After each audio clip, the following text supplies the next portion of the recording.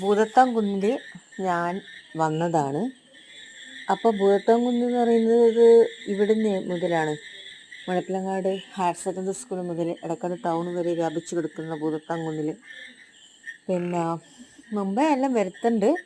എങ്ങനെയാണെന്ന് വെച്ച് കഴിഞ്ഞാൽ നമുക്ക് കുന്നുണ്ടായി അവിടെ. അപ്പോൾ കുന്നിൽ അണ്ടി പറിക്കാനൊക്കെ വരുമ്പോൾ ഭൂതത്താൻ കുന്നിൻ്റെ മുകളിൽ അത് പിന്നെ ആ സമയങ്ങളിൽ മാർച്ച് ഏപ്രിൽ മെയ് മാസങ്ങളിൽ സ്ഥിരം കുന്ന് കയറുമ്പോൾ അതിൻ്റെ മുകളിൽ കയറി കുന്ന് അതൊരു നിത്യ സംഭവമായിരുന്നു. പിന്നീട് എന്താ പറയുക, കുറേ വർഷങ്ങളൊക്കെ കഴിഞ്ഞപ്പോൾ പിന്നെ കുന്നിലൊന്നും പോകാണ്ട് കുന്ന് ഇടിഞ്ഞു പോയിട്ടുണ്ടായിരുന്നു. അങ്ങനെയുള്ള സമയങ്ങളിൽ പിന്നെ ഇതൊരു എന്താ പറയുക ടൂറിസ്റ്റ് പ്ലേസ് പോലെ ഇടയ്ക്കിടയ്ക്ക് കുറേ ആൾക്കാർ ഭൂതത്താൻ കുന്നിലേക്ക് കയറിപ്പോയി ഒന്ന് കണ്ട് മടങ്ങി വരികയാണ്. പക്ഷേ ഭൂതത്താൻ കുന്നിലേക്ക് ഇപ്പം പന്നികളുണ്ട്. കയറുമ്പം തന്നെ മൈലേച്ചിൻ്റെ വീട്ടിൻ്റെ അവിടെ നിന്ന് പറയുകയും ചെയ്തു പന്നിയുണ്ട് എന്ന്. ശരിയാണ്, പന്നിയുണ്ട്. പന്നീനെ നമ്മൾ കഴിഞ്ഞ എൻ്റെ വീഡിയോയിലുണ്ട്. ഇപ്പോൾ പന്നീനെ നമ്മൾ കണ്ടിട്ടുമുണ്ട്. അപ്പോൾ ഭൂതത്താൻ കുന്നിലേക്ക് പോയി പിന്നെ അവിടെ നിന്ന് നേരെ ഭൂതത്താൻ ആ പാറയിലേക്ക് പോയിട്ടില്ല, നേരെ തിരിച്ചിട്ട് നമ്മൾ ഇങ്ങോട്ട് വരികയാണ് ചെയ്തത്. തൊട്ടയിപ്പുറത്ത് മുഴപ്പിലങ്ങാടിൻ്റെ ഈ കുന്ന് എന്താ പറയുക, മുഴപ്പിലങ്ങാട് കടമ്പൂര് വേർതിരിക്കുന്നതാണ്. ഇപ്പോൾ കുന്നിൻ്റെ മുകളിൽ കയറി കഴിഞ്ഞാൽ നമുക്ക് കടമ്പൂർ ഭാഗത്തേക്ക് പോകാം. അങ്ങനെ ആ കാട്ടിലൂടെ കടമ്പൂർ ഭാഗത്തേക്ക് പോയി. മുമ്പ് വന്നിട്ടുണ്ട് പല പ്രാവശ്യങ്ങളിലായിട്ട്, കുറേ പ്രാവശ്യം വന്നതുകൊണ്ട് തന്നെ ഏകദേശം വഴികളൊക്കെ അറിയാം. ആരോടും ചോദിക്കാനോ ഒന്നും അതിൻ്റെ ആവശ്യമില്ല. ചോദിക്കാൻ കുന്നിൻ്റെ മുകളിൽ ആരും ഇല്ല.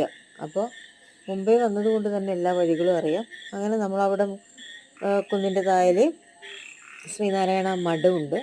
ശ്രീനാരായണ ഗുരുദേവൻ നേരിട്ട് വന്ന സ്ഥലമാണ്. ഇതിൻ്റെ കുന്നിൻ്റെ താഴത്ത് മുത്തുവാട്ടൻ്റെ വീട്ടിൽ പണ്ടൊരു സന്യാസി ഉണ്ടായിരുന്നു. അവരെ കാണാൻ വന്നത്, അവരെ വീട്ടിലൊരു കല്യാണത്തിന് പങ്കെടുക്കാൻ വന്നപ്പം ഗുരുവിനെ പെട്ടെന്ന് കാണാതാവുകയും ഗുരു ഈ പാറപ്പുറത്തിരുന്ന് ഈ കുന്നിൻ്റെ മുകളിൽ ഇരുന്നിട്ട് സൂര്യാസ്തമയം കാണുകയും ഇവിടെ ഒരു മഠം സ്ഥാപിച്ചാൽ കൊള്ളാമെന്ന് അദ്ദേഹം പറഞ്ഞിട്ടാണ് ഇങ്ങനെയൊരു മഠം അവിടെ സ്ഥാപിച്ചത്. പിന്നെ ഇവിടെ കുറച്ച് എന്തോ ഒരു എന്താ പറയുക സ്മാരകം പോലെയൊക്കെ കണ്ടു. ഇത് ഭൂതത്താൻ കുന്നാണ്. ശ്രീനാരായണ ഗുരു മഠമാണ്. അപ്പോൾ ശ്രീനാരായണ ഗുരു മഠം മുഴപ്പിലങ്ങാട് ശ്രീനാരായണ ഗുരു മഠം എന്ന് പറഞ്ഞിട്ടുള്ളൊരു സ്റ്റോപ്പ് തന്നെയുണ്ട്. അവിടെ ഒരു എന്താ പറയുക അദ്ദേഹത്തിൻ്റെ ഒരു പ്രതിമയാണ് ഉണ്ടായിരുന്നത്. പക്ഷെ ഇത് അടച്ചിട്ടിട്ടാണ് ഉള്ളത് ഇപ്പോൾ. പക്ഷേ ഇത് കൂടുതൽ നവീകരിച്ചിട്ടുണ്ട്. അതായത് മുമ്പ് ഇങ്ങനെ ആയിരുന്നില്ല, 2 നില ഒരു വീടായിരുന്നു.